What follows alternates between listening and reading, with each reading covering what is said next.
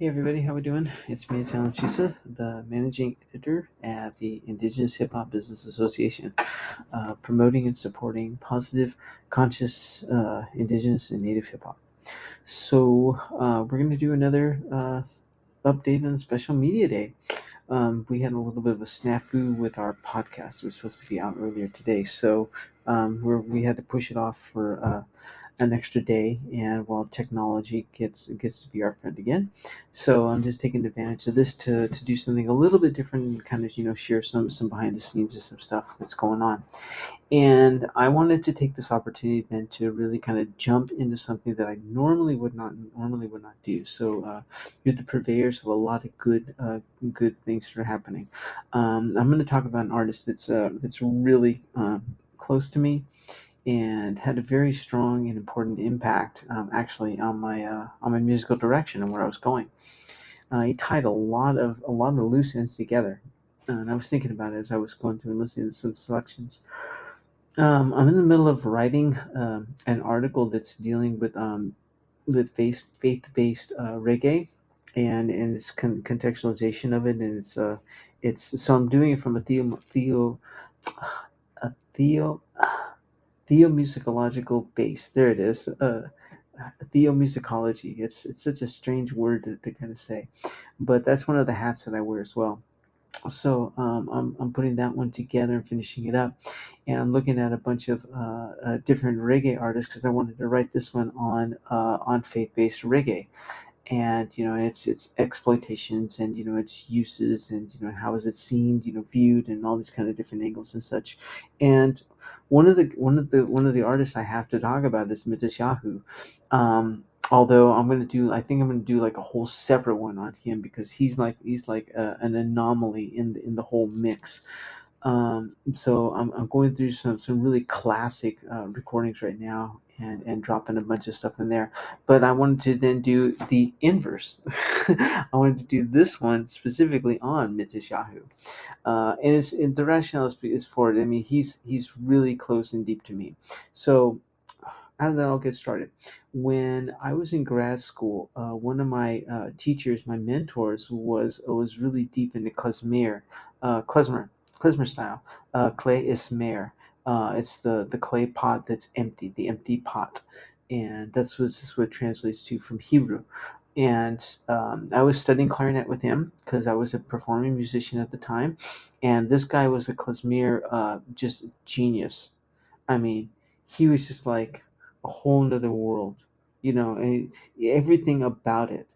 I mean, he walked, lived, breathed, talked everything about it. And I was just so enamored by him. And he had not had a student who was like really that immersive. I mean, I got so entrenched with him. I was like reading like really deep, like Jewish scholarship, and to the point where it's like, do I need to learn Hebrew and Greek to understand this? Do I need to really learn Hebrew? Not Greek. It would have been definitely Hebrew. Um, and I was just, man, I was like reading the forward. I was reading all kinds of like, which is the longest standing still, Jewish newspaper from New York. I mean, he took me to the hood. Like we went down to like the Jewish barrios, in the city. When we went on tour, and we followed a whole klezmer band up and down California for like a weekend. I mean, this guy was like out of control with what he knew and what he did, and studying the style with him. Oh man, it was great. The high point of it, though, I have to tell you, because I was a performing musician. I was in the pits. I got to play second clarinet to him, and we did Fiddler on the Roof. It's like, if you know anything about Yiddish music, I mean, that's it. I mean, that's like the seminal apex of it, and he had the whole score memorized. I mean, he didn't need the book. The guy was a genius when it came to klezmer style and whatnot. And he would just, his doinas they would play, his whole introduction to things. I mean, it was like classic, and it took me along, and I played a bunch of weddings with him. The Jewish weddings, awesome. Played a bunch of bar mitzvahs, awesome. Did the whole thing. And at one point, I remember my mom was like totally scared. She's like, "You're gonna be the only Indian Jew, and she was like terrified that I was going to convert to Judaism.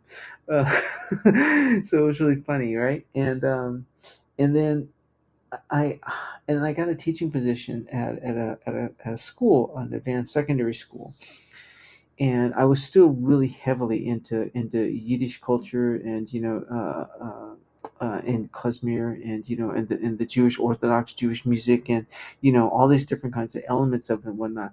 But I had a really strong tie to like hard rock and hip hop, and really really good, really good solid, foundational music, experimental, avant-garde music, really deep into it. So as much as I was loving, and like really at this point I was going in the deep end. I mean, like I was listening to like classic Jewish recordings from like the 1940s. They were like on wax cylinders and things, still, and like bootleg things and whatnot. YouTube was just getting started at this point in time. So it was like whenever I could hear anything, it was like my ears were all around it. Um, and then this guy came up, and somebody said, have you heard this guy? And it was a bunch of the kids that I was teaching. They're like, oh, you're into this stuff, you should listen to him. But they introduced him as a reggae artist. And I was like, I'm not into reggae. No, I don't want to hear anything about reggae. It's not my tea at all. And they're like, dude, you should check him out. You might like him. And I was like, all right, all right, all right. So I took it on their whim, and I listened to the album Youth. And I was like, where did this guy come from? It's like the final marriage of all of these different elements together. It's like, here was somebody who was a Hasid, a Hasidic Jew, who was performing reggae, had influences of rock, had influences of hip hop, had some pop things that were going in there. I was like, dude, you're like my man. Where do it's like, let's talk about it. Let's go have some lox and bagels and some nice, espresso, and let's just chill out for an afternoon. I want to know you. And so I like anything I can get my hands on, and he was just coming up. So it's like his live album at Stubbs, was just coming out. Definitely Youth was on the playlist. I can't tell you how many of those CDs I listened to and then lost and then had to like rebuy again. So, and then the apex came when he actually was touring through my town, and I was like, "There's no way I'm not gonna go there." And it totally smelled like a reggae fest. It totally smelled like it. If you know what I mean, you know what I mean. And it was like, okay. So I took some kids from the hood with me, and we went down, and we like oh yeah, it was great. And they went like crowd surfing and the whole thing. It was like we made a whole day of it, to go down there and just like chill out and like hang out with him, and just to watch him live. His live stuff was like incredible. He's really known for his live performances. That and his beatboxing. He really likes beatboxing. And then at that point he changed his profile. He cut his hair. He shaved. He did the whole thing. It was his whole transformation. It's so funny because you look at him now, and he's starting to, he looks tired now. The road's gotten to him. And he's letting his hair grow back out and everything. So he's not the clean cut guy that he was at that point in time either. So, and his band was just rocking. That it's not the same band as it is now in the videos, but classic, classic Matisyahu. I mean, it really brings all these things together. So I'm going to play a couple of tracks, because I could spend like a lot of time just talking and deconstructing his work, and really get into it. And like I said, I wanted to do this one kind of special because he really hit my heart. He really touched me in some really deep ways, tying a lot of these elements together, because I left working with my mentor, to go take this teaching position, and I was kind of like thrown. I felt like it's a fish out of water, and just I was just still like searching around for different kinds of things, and my musical threads were like all over the place. Personal life was like falling apart. I needed something to kind of hold on to, and he really became an iron. He became a hook during that time to really kind of help pull me through. So I want to start off with the tune that definitely is like bridges a bunch of levels together, and I'll see what else I can jump through. But I give you a few different ones, and I'm not going to get to Sunshine, because if I play Sunshine, I'm sure I'm going to start crying here, because that track, that hits me in the heart. I remember when that track came out, and it's too close to my heart to even talk about at this point. I mean, it's that deep.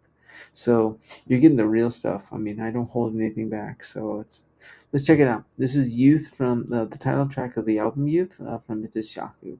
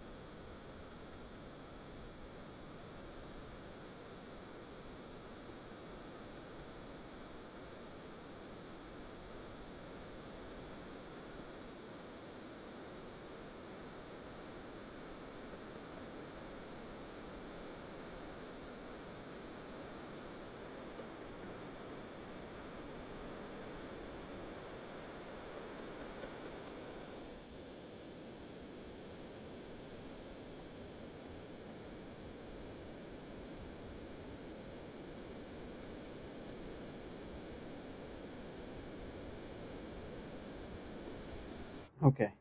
I could spend all day listening to that. I have at some point, long drives and everything. So it's great. You see his. It's not a dichotomy. You see, and he does what like John Zorn does the same thing when he would wear his camouflage. If you don't know John Zorn, check him out. Look up his stuff. Be prepared. It's gonna really flip your brain. Okay, he's got some really radical stuff out there, but an awesome artist who started off working in a record store. And he has a catalog in his brain. That guy is like a genius with the files, the audio files that he knows. Literally, I know I've thrown around the word genius a little bit, this evening, but that's okay. These gentlemen have earned that title. But with Netanyahu, you see him really kind of working back and forth between his two different levels, and there's no separation in the identity. You see him in his tracksuit, in Crooklyn, up on the rooftops with all the graffiti around there. You gotta have it, and then you see him in his Hasid, attire, and he's doing the arm wraps, because he was just finishing up the Talmud prayers, and so it's awesome to see, he's bridging all these two things together, and I love the fact that when in his early career, when he was just getting started with it, how he wore, his traditional attire, on stage. He didn't change, with it. I love that, you know, bringing it, the roots are right there, and then this track just brings it all together. It has the hard rock intros, it has the elements that you hear, the nice steady chunk, the Jamaican style that's really clean, and how it's dropped in the middle, and then he has that real punchy, kind of a point in there. So I mean, it's the lyrics are just nice. It's an empowerment track. It's got all these different levels and layers, that are brought together. It's such a good one. So let's see, what else can I play from him that's on there that you, because I don't want to just play the same ones. One Day is a really nice one, and I think I gave it to you. So we gotta hear Jerusalem. Um, that one's actually really good. So I'm gonna call that one up. I'm gonna let the ads go through, so you can see I put it on mute. So here we go. All right. So check this one out.